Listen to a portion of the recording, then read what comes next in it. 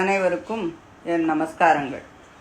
போன 18வது அத்தியாயத்தில் பரீட்சித்து மகாராஜன் மகரிஷியின் கழுத்தில் ஒரு செத்த பாம்பை போட்டுட்டான். சிருங்கி அப்படின்னு பெயருள்ள அந்த மகரிஷியினுடைய மகன் பரீட்சித்துக்கு சாபம் கொடுத்தான். அதை மகரிஷி அப்பா நீ இப்படி பண்ணிட்டியே, ஒரு ராஜனை போய் நம்ம அப்படி நினைக்கலாமா? மகரிஷிகளான நமக்கு துக்கமும் சரி சந்தோஷமும் சரி எல்லாம் ஒரே மாதிரி தானே நம்ம பாவிக்கணும். நீ தப்பு பண்ணிட்டியேப்பா, பாவத்தை சம்பாதிச்சுட்டியே அப்படின்னு சொல்லி பேசினார் அப்படின்னு பார்த்தோம். அதனுடைய தொடர்ச்சியை இப்போ இந்த 19வது அத்தியாயத்தில் பார்க்கலாம். ஓம் நமோ பகவதே வாசுதேவாய. அத ஏகோனவிம்சோऽध्यायः. சூத உவாச்ச மஹீபதிஸ்த்வத தத்கர்மகர்ஹ்யம் விசிந்தயன் ஆத்மகிருதம் சுதுர்மனாக அஹோ மயா நீச்சமனார்யவத்கிருதம் நிராகசி பிரம்மணிகூட தேஜசி த்ருவம் ததோ மே கிருததேவஹேளனாத் துரத்யயம் வியசனம் நாதி தீர்காத் ததஸ்து காமம் த்வகநிஷ்கிருதாய மே யதா ந குர்யாம் புனரேவ மத்தா அத்யைவ ராஜ்யம் பலம்ருத்தகோஷம் பிரகோபித பிரம்மகுலானலோ மே தஹத்வ பத்ரஸ்ய புனர்ன மே பூத் பாபீயசி தீர்ஜதேவ கோப்யஹ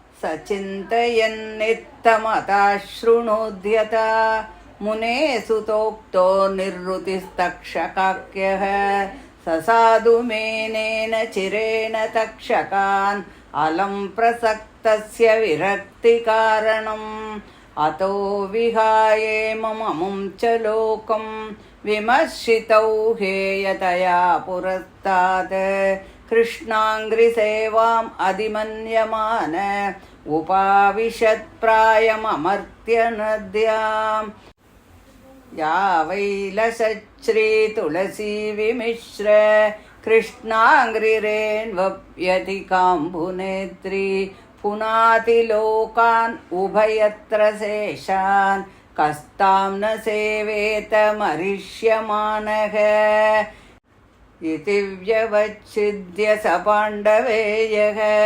பிராயோபவேஷம் பிரதி விஷ்ணுபத்யாம் தத்யௌ முகுந்தாங்கிரிமனன்யபாவோ முனிவ்ரதோ முக்தசமஸ்தசங்கः தத்ரோபஜக்முர்புவனம் புனானாம் மகானுபாவா முனயஸ்ஸ சிஷ்யாः பிராயேண தீர்த்தாபிகமாபதேசைः ஸ்வயம் ஹி தீர்த்தானி புனந்தி சந்தக அத்ரிர்வசிஷ்டஸ்யவனः ஷரத்வான் அரிஷ்டநேமிர்பிருகுரங்கிராश्च பராசரோகாதி சுதோதராம உதத்ய இந்திர பிரமதேத்மவாஹோ மேதாதிதிர்தேவல ஆஷ்டிஷேணோ பாரத்வாஜோ கௌதம பிப்பலாதக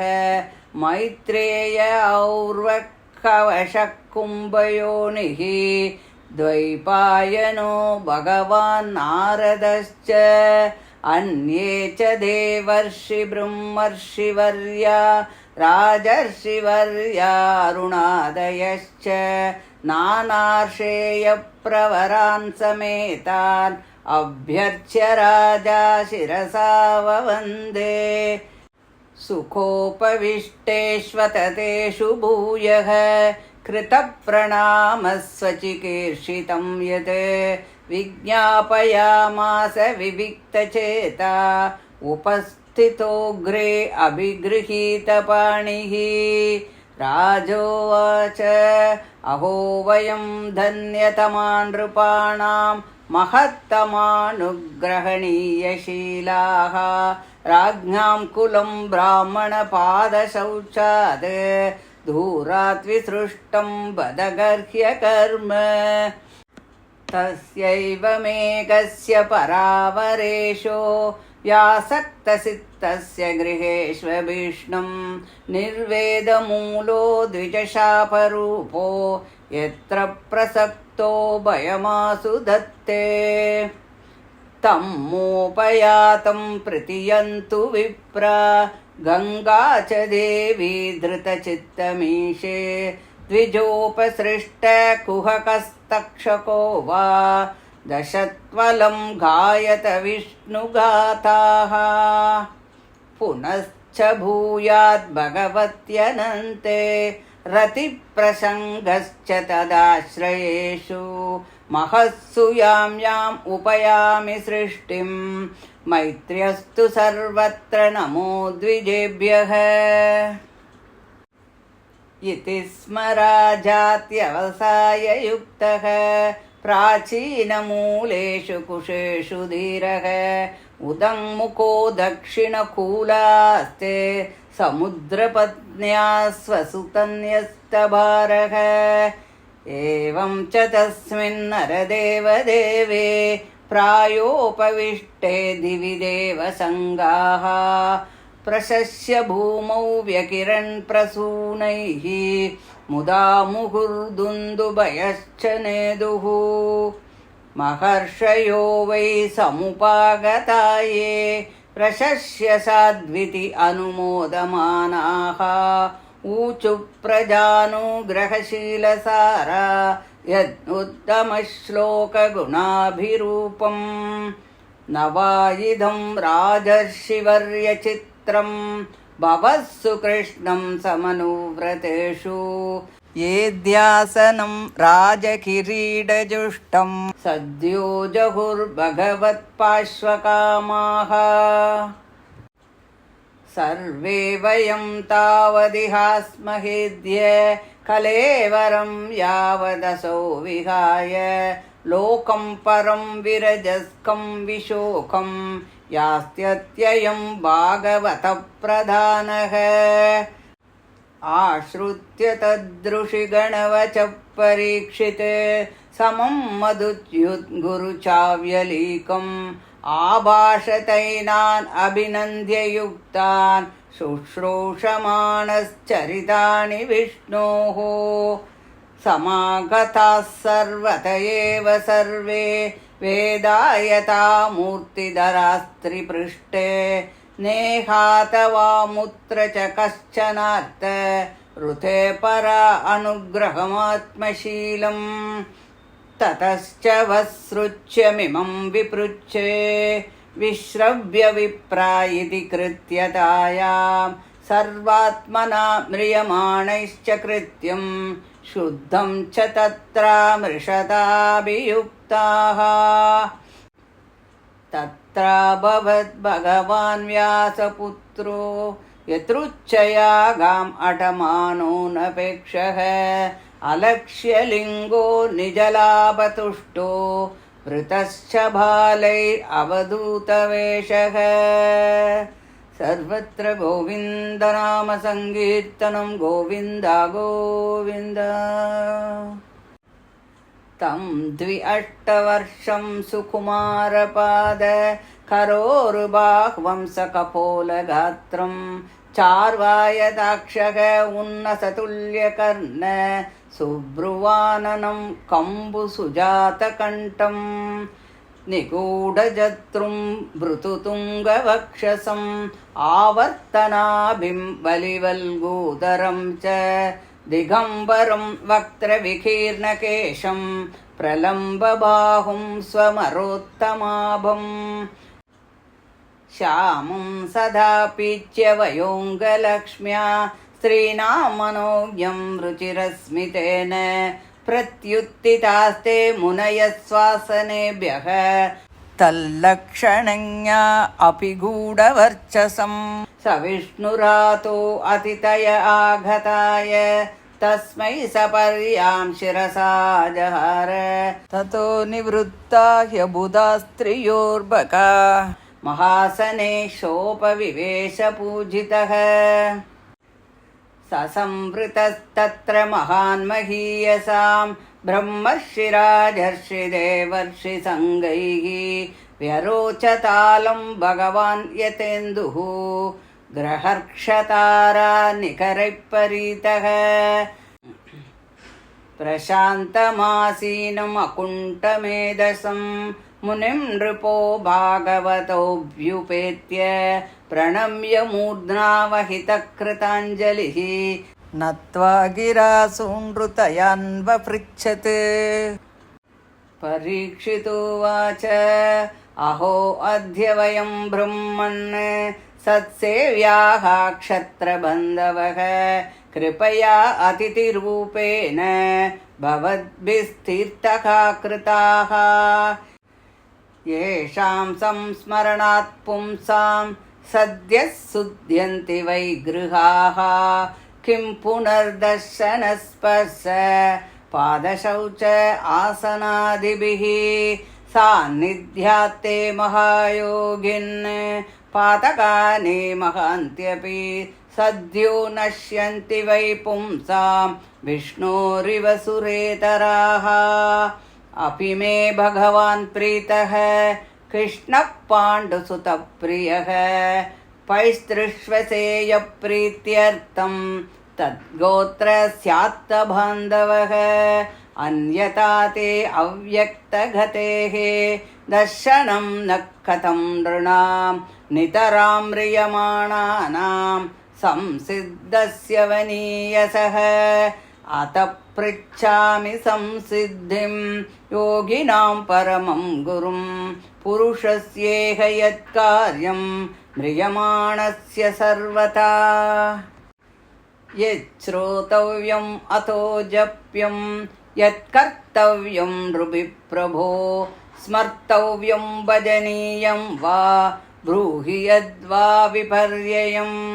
नूनं भगवतो ब्रह्मन् गृहेषु गृहमेदिनां न लक्ष्यते ह्यवस्थानम् अपि गोदोहनं क्वचित्। सूत उवाच एवम् आभाषितपृष्टः स राज्ञा श्लक्ष्णया गिरा प्रत्यभाषत धर्मज्ञो भगवान् बादरायणिः। इति श्रीमद्भागवते महापुराणे वैयासक्याम् अष्टादशसाहस्र्यां पारमहंस्यां संहितायां प्रथमस्कन्धे सुखागमनं नाम एकोनविंशोऽध्यायः। श्रीहरये नमः। श्रीहरये नमः। गोपिका जीवनस्मरणं गोविन्द गोविन्द इति प्रथमस्कन्धः समाप्तः। ॐ तत्सत् ब्रह्मार्पणमस्तु। சமீக மகரிஷியினுடைய கழுத்தில் ஒரு செத்த பாம்பை போட்டுட்டு பரீட்சித் ராஜன் ராஜ்யத்துக்கு திரும்பி வந்துட்டான் அப்படின்னு பார்த்தோம். ராஜ்யத்துக்கு திரும்பி வந்துட்டா கூட பரீட்சித்துக்கு மனசில் சஞ்சலம் இருந்துகிட்டே இருந்தது, ஒரு கவலையும் கூடவே இருந்தது. நான் இப்படி தப்பு பண்ணிட்டேனே, மகரிஷியோட கழுத்தில் இப்படி நான் பாம்பை போட்டது தப்பாச்சே, நான் அப்படி செஞ்சுருக்கக்கூடாதே, நான் ஏன் அப்படி செஞ்சேன் அப்படின்னு சொல்லி வருத்தப்பட்டு வேதனைப்படுறான். சில நேரம் நம்மளுக்கு கூட அவசரப்பட்டு எதையான சிலதை செஞ்சுருவோம், அப்புறம் அதை நினச்சிட்டு வருத்தப்படுவோம். செஞ்ச காரியம் செஞ்சது தான், அதை மாற்ற முடியாதே. கொட்டினத்தை வாரலாம், வார்த்தைகளை கொட்டிட்டா வார முடியுமா? முடியாது இல்லையா? அதே மாதிரி சில செஞ்ச தவறுகள் செஞ்சது தான், அதுக்கு நம்ம சரி பண்ணவே முடியாது. அதே மாதிரி இப்போ பரீட்சித் ராஜன், இது காலத்தினுடைய ஒரு கோளாறு தான், அதனால பரீட்சித் ராஜன் ரொம்ப வருத்தப்படுறான். பிராமணர்களை அவமானப்படுத்துறது, அதுவும் மகரிஷிகளை அவமானப்படுத்துறதுங்கிறதெல்லாம் பகவானையே அவமானப்படுத்தின மாதிரி ஆகுமே. பகவான் தன்னை அவமானப்படுத்தினா அதை பற்றி கவலைப்பட மாட்டான், ஆனால் பக்தர்களுக்கெல்லாம் ஏதான ஒரு அபராதம் நேர்ந்துட்டா அவனால் பொறுத்துக்க முடியாதே. இதனால் எனக்கு கண்டிப்பாக கஷ்டம்தான் வரப்போகிறது, அதனால் செஞ்ச பாவத்துக்கு ஏதோ ஒரு கஷ்டத்தை நான் அனுபவிச்சு தான் ஆகணும், அதனால் அந்த கஷ்டம் எனக்கே வரட்டும், என் குழந்தைகளுக்கெல்லாம் வர வேண்டாம் அப்படின்னு சொல்லி பகவானை வேண்டிக்கிறான். தன்னுடைய குழந்தைகள்லாம் தான் செஞ்ச பாவத்தால் பாதிக்கப்படாது அப்படின்னு சொல்லிட்டு அவன் நினைக்கிறான். ஜென்ரலாக என்ன சொல்லுவா, தாய் தகப்பன் செஞ்சது மக்கள் தலையில் அப்படின்னு சொல்லுவா. அதாவது அப்பா அம்மா செஞ்ச பாவங்கள்லாம் தன்னுடைய குழந்தைகளைத்தான் தாக்கும் அப்படின்னு ஒன்று சொல்லுவா. அதனால இப்போ பரீட்சித்து என்ன நினச்சிக்கிறான், நம்ம பண்ணின பாவம் தன்னுடைய குழந்தைகளெல்லாம் பாதிச்சிடப்படாதே அப்படின்னு நினச்சிக்கிறான். நான் செஞ்ச இந்த தவற்றுக்கான தண்டனையை நான் ஏற்றுக்கிறேன், அதை நான் ஏற்றுக்க தயாராக இருக்கேன். ஆனால் எனக்கு இது மாதிரி ஒரு கெட்ட புத்தி இனிமேலானும் தோணாமல் இருக்கட்டும் அப்படின்னு சொல்லிட்டு பகவானை அவன் வேண்டிக்கிறான். அப்போ அந்த நேரத்தில் அந்த சமீக மகரிஷியோட சிஷ்யர் ஒருத்தர் மகரிஷியின் பிள்ளையான அந்த ஸ்ருங்கி இப்படி ஒரு சாபத்தை உங்களுக்கு கொடுத்துட்டான் அப்படின்னு சொல்லி அந்த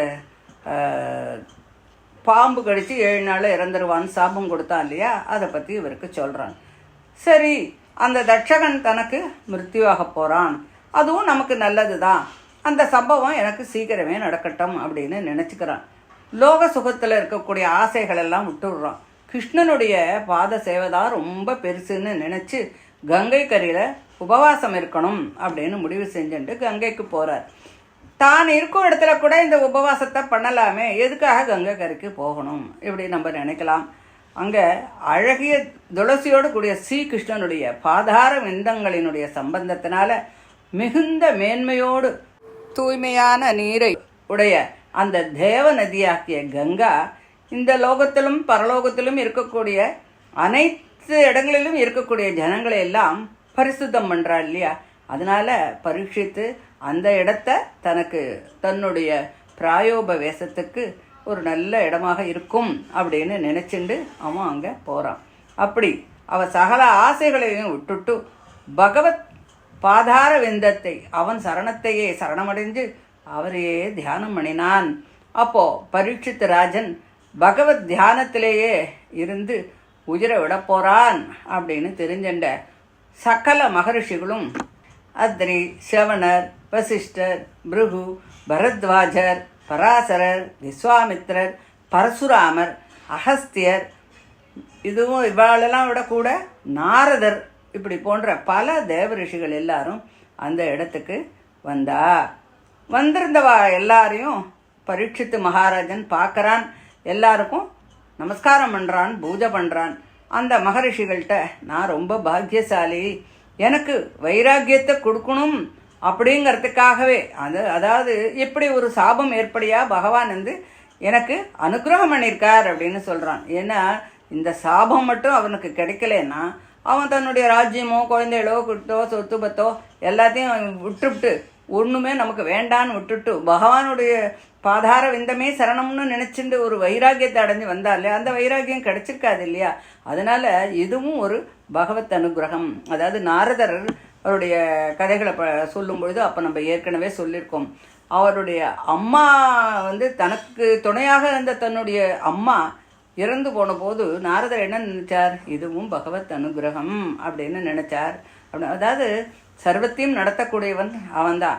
இந்த லோகத்தில் நம்ம எல்லாருமே ஒரு பொம்மலாட்ட பொம்மை தான். நம்மளை மேலேருந்து ஒருத்தவங்க நூலை பிடிச்சிருந்து ஆட்டுறதை தான் அந்த பொம்மை ஆட போகிறது. அதே மாதிரி இந்த நூல் கயிறு, இந்த சூத்திரதாரின்னு சொல்லக்கூடிய அந்த பகவான் தான். நம்ம எல்லாம் வெறும் பொம்மலாட்ட பொம்மைகள் தான்.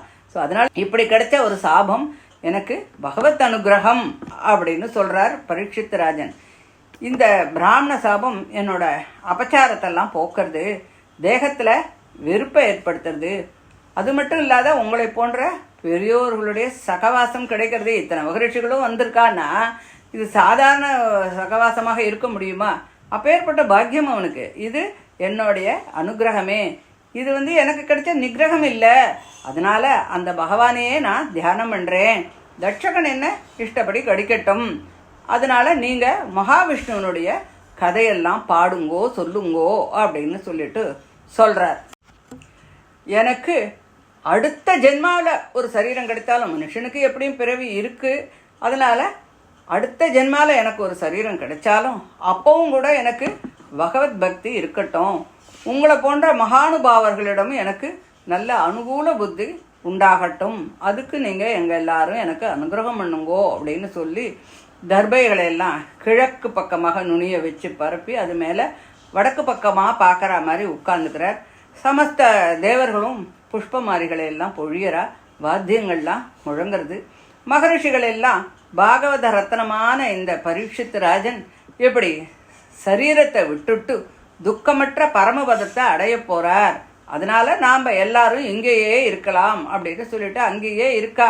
அப்போ பரீட்சித்து ராஜன் சொல்கிறான், உங்கள் எல்லாரையும் பார்க்கறது பிரம்மலோகத்தில் இருக்கிற வேதங்களே இங்கே வந்து உட்கார்ந்துட்டு இருக்கிற மாதிரி இருக்குது. நான் சாக போகிற இந்த நேரத்தில், கடைசி நேரத்தில் நான் இருக்கேன். இந்த நேரத்தில் நான் கேட்க வேண்டியதெல்லாம் என்ன, கேட்க வேண்டிய தர்மம் என்ன, அதை சொல்லுங்கோ அப்படின்னு சொல்லி கேட்குறார். அப்போது அந்த நேரத்தில் வியாசபுத்திரரான சுகர் அங்கே வரார். அவர் எப்படிப்பட்டவர் அப்படின்னா, இஷ்டப்படி பூமியெல்லாம் சுத்தக்கூடியவர். அவருக்குன்னு இந்த காரியம் செய்யணும் அப்படின்னு எந்த விதமான காரியமும் அவருக்கு இல்லை. அதனால் அவருக்கு எதுலேயும் ஆசையும் இல்லை, விருப்பமும் இல்லை, நாட்டமும் இல்லை. அவர் ஆத்ம அனுபவம் பெற்றவர், எப்போதும் சந்தோஷமாக இருக்கக்கூடியவர். இவர் ஒரு ரிஷியா அப்படின்னு, இவர் ஒரு மகரிஷி தான் அப்படின்னு தெரிஞ்சுக்கக்கூடிய அளவுக்கு சரீரம் இல்லை அவருக்கு. அவர் ரிஷி என்று அறிய முடியாத சரீரத்தை உடையவரான். ஜென்ரலாக ரிஷிகள் எல்லாம் பார்த்தா நல்ல தலையெல்லாம் அப்படியே வச்சுட்டுப்பா, காவி வஸ்திரங்கள் எல்லாம் கட்டின்ட்டுப்பா, கையில் அந்த இதெல்லாம் வச்சுட்டுப்பா, பார்த்தா தெரியும். அப்படி எதுவுமே அடையாளம் கண்டு கொள்ள முடியாத சரீரத்தை உடையவர், அவதூத வேஷம் கொண்டவர். ஒரு ரத்தனம் அப்படியே அழுக்கு அடைஞ்சு போயிருந்த அதனுடைய ஒளியெல்லாம் எப்படி மறைஞ்சு போயிருக்குமோ அது போன்று இருக்கக்கூடியவராம். ஆனால் அவரை அடையாளம் தெரிஞ்சின்ற மகரிஷிகள் எல்லாரும் தான் ஆசனத்திலேருந்து ஏந்துண்டா. அதாவது மற்றவாளுக்கெல்லாம் அவரை பார்த்தா தெரியாது ஒரு பெரிய மகரிஷியான்னு. அவரை பார்த்து தெரிஞ்சுக்கிற மாதிரி தான் இல்லையே அவருடைய ரூபம். அதனால் அது யாருக்கும் தெரியாது. ஆனால் அவர் அடையாளம் தெரிஞ்சுனுட்ட பல மகரிஷிகள் உடனே எழுந்து நின்னாலாம் எல்லாரும். அவர் ஆனால் ஒரு 16 வயசு பையன்தான் அவர். ஆனால் அந்த கைகளும் கால்களும் தோள்களும் மூக்கும் பார்க்கறதுக்கு அப்படி பிரகாசமாக இருந்துதான். அந்த சின்ன வயசில் அவரை பார்க்கும்போது ஸ்திரீகளுக்கெல்லாம் கூட ஒரு ஆசை வருமா. எந்த ஒரு அழகும் இல்லாத ஒருத்தர் ஒரு ரூபம் உள்ள அவர் ஒரு சன்னியாசி மாதிரி கூட இல்லை பார்க்கறதுக்கு. அப்பேற்பட்ட அவரை பார்த்தா ஸ்திரீகளுக்கெல்லாம் ஒரு ஆசை வருமானா அந்த அங்க லாவண்யங்கள், அந்த பிரகாசம், அந்த தேஜஸ், அதெல்லாம் அப்பேற்பட்டதான். அழகான சிரிப்பு உடையவரான். அந்த சுகரை பார்த்த உடனே பரீட்சித்தராஜன் அவருக்கு நமஸ்காரம் பண்ணுறான். அவருக்கு உட்காந்துக்கிறதுக்கு ஆசனங்கள்லாம் கொடுக்குறான். அவரை சுற்றி மகரிஷிகள் எல்லாரும் நின்றுருக்கா. அதை பார்க்க எப்படி இருக்கான், சந்திரன் சுற்றி இருக்கிற நட்சத்திர கூட்டங்கள் மாதிரி ஜொலிச்சுக்கிண்டு இருக்காராம் அவர். அவருக்கு மறுபடியும் ஒரு நமஸ்காரத்தை பண்ணிட்டு பரீட்சித்தராஜன் சொல்ல ஆரம்பிக்கிறான். நீங்கள் இங்கே வந்ததும், நான் உங்களை பார்த்ததும், உங்களுடைய பாதங்களையெல்லாம் நான் அலம்பியதும், உங்களுக்கு ஒரு ஆசனம் கொடுத்து உட்காத்தி வைக்கிறதுனாலையும் இதனாலேயே நான் பரிசுத்தம் அடைஞ்சுட்டேன். இதில் எந்த சந்தேகமும் இல்லை. ஏன்னா இவரை வாழெல்லாம் பார்க்கறதுங்கிறதெல்லாம் கோடி ஜென்மம் எடுக்கணும். ஸோ அப்பேற்பட்ட பாக்கியம் அவனுக்கு கிடைச்சிருக்கு. அதனால் உங்களை பார்த்ததே எனக்கு பெரிய பாக்கியம்தான்.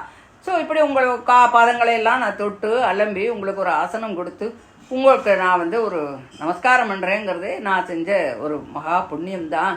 இதுவே என்ன பரிசுத்தப்படுத்திடுத்து அப்படின்னு சொல்கிறான். உங்களை பார்த்தாலே போதும், சகல பாபங்களும் போயிடும். பாண்டவருடைய வம்சத்தில் பிறந்த எனக்கு கிருஷ்ண பகவான் தன்னுடைய தரிசனத்தை கொடுத்தார். எப்போ கொடுத்தார்? கர்ப்பத்தில் இருக்கும்போதே கொடுத்தார். அவன் மகாபாகவதன் இல்லையா, அவன் அப்பேற்பட்ட கர்ப்பத்திலேயே அவன் பகவானையே பார்த்துவிட்டான். எப்பேற்பட்ட பக்திமான் பாருங்கோ. அவருடைய அனுகிரகம் இல்லாமல் போயிருந்தா, அந்த பகவானுடைய அனுகிரகம் இல்லாமல் போயிருந்தா, இந்த சாக போகிற இந்த நேரத்தில் எனக்கு இதோ வரப்போகிறது மரணம், இப்போவோ சித்தவோ தெரியாது. அந்த நேரத்தில் உங்கள் தரிசனம் எனக்கு எப்படி கிடைச்சிருக்க முடியும்? தட்சகன் எந்த நேரத்துலையும் அவனை கடிக்க போகிறான். ஸோ மரணம் கிட்டக்க வந்த அந்த நேரத்தில் உங்களை நான் பார்த்தது, உங்கள் தரிசனம் கிடைச்சது சாதாரணமாக கிடைக்குமா? நான் எப்பேற்பட்ட பாக்கியசாலி. நீங்கள் பல யோகிகளுக்கெல்லாம் குரு. உங்களை நான் ஒன்று கேட்குறேன், அதுக்கு மட்டும் எனக்கு சொல்லுங்கோ. எனக்கு மரணமோ இதோ வரப்போகிறது. இந்த நேரத்தில் நான் எதை கேட்கணும், எதை நினச்சிக்கணும், எதை செய்யணும், எதை செய்யக்கூடாது அப்படிங்கிறத நீங்கள் சொல்லணும். நீங்கள் எந்த இடத்துலையும் ரொம்ப நேரம் இருக்க மாட்டேன். ஒரு பசுமாடு கறக்கிற குறிப்பிட்ட அந்த கொஞ்ச நேரம் கூட நீங்கள் எங்கேயும் நிற்கிறதுக்கான வழக்கம் இல்லையே. அதனால் எவ்வளோ சீக்கிரமாக முடியுமோ நீங்கள் அவ்வளோ சீக்கிரம் சொல்லுங்கோ அப்படின்னு பரீட்சித்தராஜன் கேட்டவுடனே சகல தர்மத்தையும் தெரிஞ்சுண்ட அந்த சுக மகரிஷி அதுக்கு பதில் சொல்ல ஆரம்பிக்கிறார். அவர் என்ன சொன்னார், என்னெல்லாம் சொல்கிறார் அப்படிங்கிற இந்த விஷயங்களையெல்லாம் நம்ம 2வது ஸ்கந்தத்தில் பார்க்கலாம். தேங்க்யூ.